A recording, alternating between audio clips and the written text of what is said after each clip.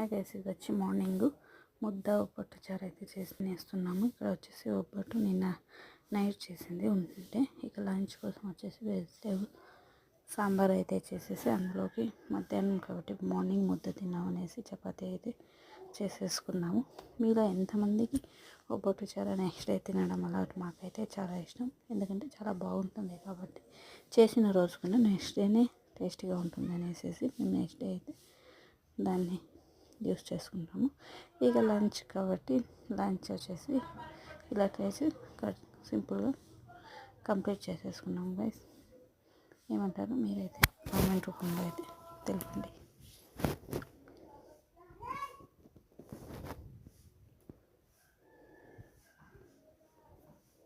Next మరొక వీడియోలో మళ్ళీ కలుసుకుందాం. Bye guys.